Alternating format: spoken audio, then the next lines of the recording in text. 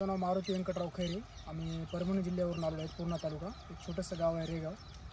त्या ठिकाणाहून आम्ही योगेश भैया यांची खूप दिवसानंतर आमची इच्छा होती की यांची बाग बघायची. ती आज आम्ही प्रत्यक्षामध्ये पूर्ण आमचे गावकरी मंडळ आहेत. हे आमचे उत्तमराव खैरे, त्याच्यानंतर बालाजी खैरे, त्याच्यानंतर गोविंद खैरे, त्याच्यानंतर संजय सदावर्ती, त्याच्यानंतर संदीप भाऊ. तर पूर्ण आमची टीम पूर्ण इथे या ठिकाणला ग्राउंड लेवलला प्रत्यक्षात बाग बघण्यासाठी आलेली आहे. ओके वाटतंय का बाग बघून तुम्हाला? हो, बाग एक नंबरची आहे, लागवड चांगली आहे आणि त्याच्यानंतर अंतर पण चांगलं आहे आणि फोमिंगची सेटिंग वगैरे पूर्ण आहे आणि प्रत्यक्षात आम्हाला गुटले साहेबांची पण बागेवरच भेट झाली. तर विषय आता महत्वाचा आहे. तर तुम्हाला सगळ्यांना समजलं, ही सगळी टीम आपल्याकडे आली, त्यांची ओळख होणंही महत्वाचं होतं. विषय असा आहे आपला, तुम्हाला एक साधारणतः 10 ते 15 दिवसांपूर्वी मी एक व्हिडिओ अपलोड केला होता की छाटणीनंतर सगळ्यात महत्वाचे असतात फुटवे. आणि फुटवे नुसतेच नाही यायला पाहिजे, तर फुटव्यांसोबत असायला पाहिजे गर्भधारणा, म्हणजे कळ्याच यायला पाहिजे बाहेर, तर व्यवस्थित सेटिंग होणार, तर उत्पादन निघणार आणि तर पुढच्या महत्वाच्या गोष्टी. आणि त्याच्यासाठीचा महत्वाचा डोस गुटले सर आणि आम्ही सांगितलं होतं. आमचं डिस्कशन झालं होतं, आपण तो एक व्हिडिओ पण अपलोड केला होता. 13-40-13 त्याच्यासोबत झूम आणि त्याच्यासोबत आपण प्लॅनोफिक्स हे आपण याचा स्प्रे जर घेतला तर त्याच्याने गर्भधारणा चांगली होते. हे आम्ही 15 दिवसापूर्वी सांगितलं होतं. त्याचा रिझल्ट आता आपण स्वतः गुटले गुरुजीच दाखवत आहे. रिझल्ट आपण बघूया. आणि आम्हीच नाही बघत हा रिझल्ट, आता हे सगळे शेतकरी पण आपल्या सोबत आहेत. ते शेतकरी पण तो रिझल्ट पूर्ण दाखवतील.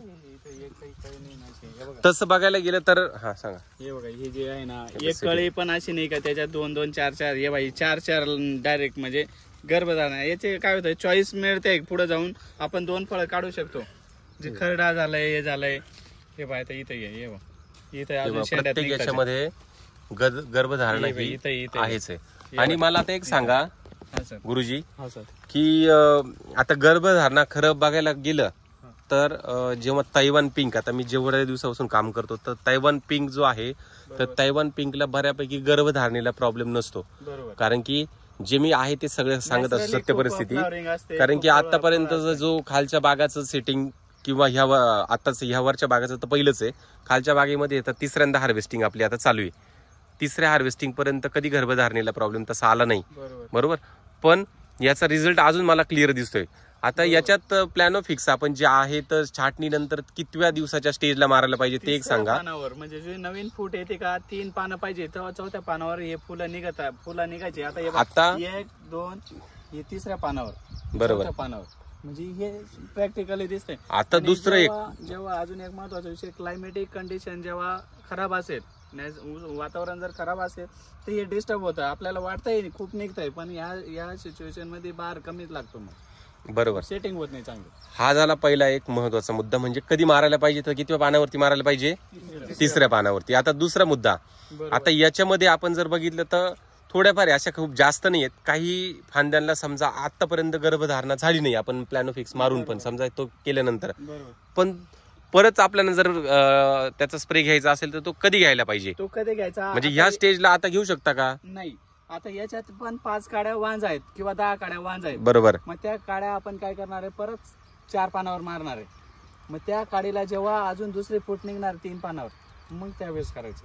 बरं, म्हणजे आता काही जणांना वाटलं, आता काही शेतकऱ्यांचे असे फोन आले होते, काही जणांनी ह्या स्टेजला जर मारला, आता एखाद्याने मारलेलाच नव्हता, मारलेलंच नाहीये प्लॅनोफिक्स. मग याच्यात काय होतंय, जेव्हा ही 3ऱ्या पानावर आहे समजा, इथं तुम्हाला त्याचा बेनिफिट होईल. जे नवीन काही ठिकाणी अजून निघते. आता हे बघा, आता समजा याला नाहीये, समजा या फांदीला नाहीये, स्टेज निघून जाते ना ही स्टेज, म्हणजे याला प्लॅनोफिक्सचा उपयोग नाही का? काही उपयोग नाही त्याला.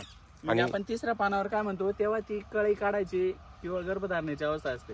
आता प्रेग्नन्सीचा पिरियडच निघून गेला तर मग कुठून झाड हे होणार आहे. पण जर समजा एखाद्या शेतकऱ्यांनी ह्या स्टेजला जर केलं, त्याला माहिती नाही, तर याला ह्या बाकीचे जे आता जी सेटिंग झाली, या सेटिंगला त्याचा काही परिणाम होतो का? नाही, उलट याला पासिंगला अजून जास्त मदत करते. म्हणजे सेटिंग म्हणजे फुलाचं फळात रूपांतर. पण आर्ली होत नाही ना ते जास्त? नाही, आर्ली नाही होत, पण ते काही कारण की हार्मोनिकल चेंजेस त्याच्यामध्ये होता प्लॅनोफिक्स मुळे. चालेल, तर हा महत्वाचा विषय होता का आपल्याला ह्या सगळा जो स्प्रे आपण घेतला प्लॅनोफिक्स वगैरेचा, हे कॉम्बिनेशनचा, एवढा 50 मिनिमम 50 फळं आपल्या ताब्यात येऊन गेले ना, पुढचं नाही, हे सगळी सेटिंग जी आहे ना, हे फळं हे 150-200 प्लस राहणार आहेत सगळे फळं.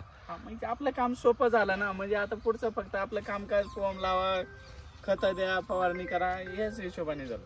चालेल, धन्यवाद सर तुमचं मार्गदर्शन, आणि तुम्ही सगळेजण इथं आले, तुमच्या सगळ्यांचं मनापासून धन्यवाद. अरे भाऊ, तुमचं नाव राहिलं सांगायचं मीन. माझं नाव गिरीश भोर. मी आपलं लोटस कंपनीमध्येच डिस्पॅच आणि ॲडमिनिस्ट्रेशन बघतो. धन्यवाद. बोलवलं तर मग प्लॉटला आलेलो होतो बघायला. थँक्यू साहेब. थँक्यू सर्वांचे, धन्यवाद आपल्या सर्वांचे. आता नवीन पुढचा विषय घेऊन येणार आहोत आपण, तर भेटूया पुढच्या व्हिडिओमध्ये.